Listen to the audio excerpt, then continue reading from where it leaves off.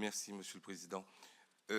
Merci de m'avoir invité à cette manifestation, j'ai envie de dire, scientifique aujourd'hui, parce que je dis souvent j'enseigne en troisième, quatrième année, cinquième année en faculté de droit, et la matière que je préfère le plus pour transmettre le savoir, c'est le droit public économique, et je sensibilise mes étudiants depuis quelques années à une discipline qui s'installe progressivement en faculté de droit en France, c'est l'analyse économique du droit. Et donc je pense que la question que vous posez s'articule en termes de méthodologie scientifique, à partir de ces trois disciplines, le droit public en général, le droit public économique. Et la question que je me posais au regard de tout ce qui a déjà été dit tout à l'heure, c'est est-ce que ce droit public appliqué, et là j'ai fait la taxonomie de la façon qu'on a de nous appeler, comme, DOM, CFA, POM, CU, collectivité unique, RUP, et tout à l'heure j'ai trouvé des derniers sigles et des TUM, les territoires ultramarins. Donc on est dans une espèce de maquis avec des appellations différentes, et la question de l'ordre public est extrêmement importante. Et cette question d'ordre public, je me disais, est-ce que ça va être gouverné par le pantouflage, c'est-à-dire que ce sont les entreprises qui vont inféoder les fabricants de la loi, ou est-ce qu'il va y avoir une affirmation d'un ordre normatif qui sera dicté, tout à l'heure il y a quelqu'un qui a parlé de Montesquieu, ça m'a fait plaisir, qui sera dicté par la volonté générale. Et en termes d'analyse économique du droit, quand on pense à l'ordre public économique, qui pour moi est une question centrale, notamment pour ce qui nous occupe aujourd'hui, c'est quelle lecture économique du droit et de l'encadrement normatif, avec un triptyque qui est très à la mode aujourd'hui, c'est compétitivité, performance, efficacité, et comment le droit, Madame de Palmas a parlé tout à l'heure de loi-programme, je pense qu'il faudra aller encore beaucoup plus loin, et c'est comment le droit se met au service du développement économique et de la croissance.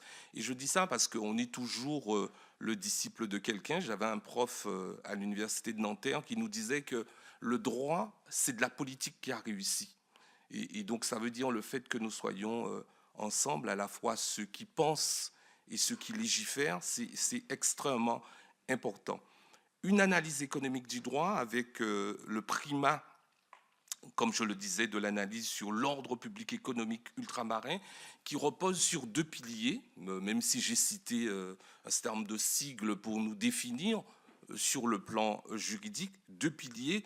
Un pilier qui est celui de l'assimilation législative avec un ordre public particulier, et un autre pilier qui est la spécialité législative, notamment pour la dernière catégorie qui a été créée à l'issue de la révision constitutionnelle du 28 mars 2003, les POM. Et on a un POM dans la République française, c'est la Polynésie française. Très concrètement, sur la réponse qui doit être portée, Monsieur le Président, à la question que vous avez posée, Madame la Présidente de la délégation, tout à l'heure, a parlé de vulnérabilité. Et je me suis posé la question qui est de savoir, est-ce qu'il n'y a pas, quand on parle de nous, une fiction de la vulnérabilité? Et je dis ça pourquoi? Parce que j'aime beaucoup le latin, que j'ai appris au collège, et le sens étymologique de vulnérabilité, c'est vulnus, vulneris en latin, blessure.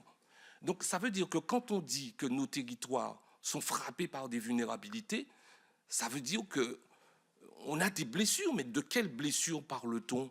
Et en créole, on dirait son bobo qui pas guéri, c'est une plaie qui n'est jamais guérie en fait. Et je pense qu'il faut faire attention au vocabulaire, je donne de leçons à personne, mais compte tenu de tous les travaux de recherche et ce à quoi j'ai déjà participé, je me dis que le vocabulaire est extrêmement important. Et est-ce qu'on peut encore considérer que nous sommes des territoires vulnérables? Je vais donner deux exemples. Un exemple géographique, c'est que la plupart de ces territoires ultramarins sont dans des zones qui comptent. L'Amérique, la Guadeloupe et la Martinique sont à quelques encablures d'un État fédéré qui est présenté comme la 10e puissance économique mondiale. C'est la Floride. En quoi c'est une vulnérabilité d'être à côté de la Floride? Quand je suis allé à Los Angeles avec mon fils bien-aimé, j'ai rencontré beaucoup de Polynésiens. Donc, il y a des territoires ultramarins qui sont dans des zones géographiques qui comptent. Et par exemple, l'Asie, en ce moment, je donne un deuxième exemple. où il y a un plaidoyer des qualités et des atouts des territoires ultramarins qui est chanté par l'UICN, l'Organisation internationale sur la nature. Madame Girardin a beaucoup parlé de notre rapport à l'Europe.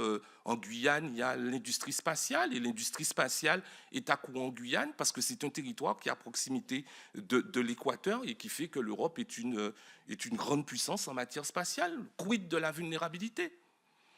Et évidemment, je passe de côté le facteur humain qui a été bien mis en évidence par Madame Simoni. Merci Madame Simoni d'avoir parlé de la résilience des entrepreneurs ultramarins. Et on se dit que quand on a été entrepreneur dans un territoire ultramarin, on peut être finalement entrepreneur partout, parce qu'il faut une telle capacité de résilience. Et c'est important, Monsieur le Président, la question que vous avez posée, parce qu'il y a dans la doctrine du droit public français, chez les juristes ultramarins, je cite par exemple Mme Bertil, ma collègue de la Réunion, qui était dans un jury de thèse avec moi le 1er décembre, qui, elle, plaide pour une fusion des articles 73 et 74. Je n'étais pas convaincu, mais j'ai fait du chemin et je pense qu'il faut fusionner ces articles. Et comme le disaient les sénateurs d'une certaine époque, et c'est Georges Outilly, feu Georges Outilly, qui a été un historique sénateur guyanais de la République, qui me disait que les sénateurs français avaient créé ce qu'ils avaient appelé un statut cousumain. Ce que j'observe aussi sur la question de la sécurité juridique, c'est le paradoxe qui existe aujourd'hui entre un libéralisme qui est hyper échevelé et quand il s'agit de parler d'organisation administrative, on est dans une centralisation, vous me permettrez l'expression qui est peut-être un peu brutale, béatement imbécile. Et quand je dis imbécile, là aussi, je convoque le latin au sens de imbecilium, imbeciliu, li, faible d'esprit. Une centralisation qui est béatement imbécile. En ne comprenant pas, par exemple, on a fini par comprendre que l'outre-mer, ce n'était pas l'outre-mer, mais ce sont les outre-mer. La Polynésie n'a rien à voir avec la Guyane.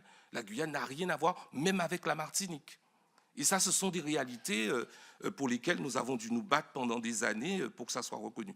Madame de Palmas, on me parle d'Audrey, mais je ne supporte pas cette expression d'handicap structurel. J'ai un fils de 24 ans qui a envie de devenir entrepreneur et je pense qu'il a eu cette envie de devenir entrepreneur parce que jamais je ne lui ai dit que la Guadeloupe a des handicaps structurels. Et je pense que ce vocabulaire-là, il faudrait le bannir définitivement. J'en ai discuté avec un ami qui est parti à la retraite depuis, qui faisait de très belles choses comme Antianeco de l'INSEE.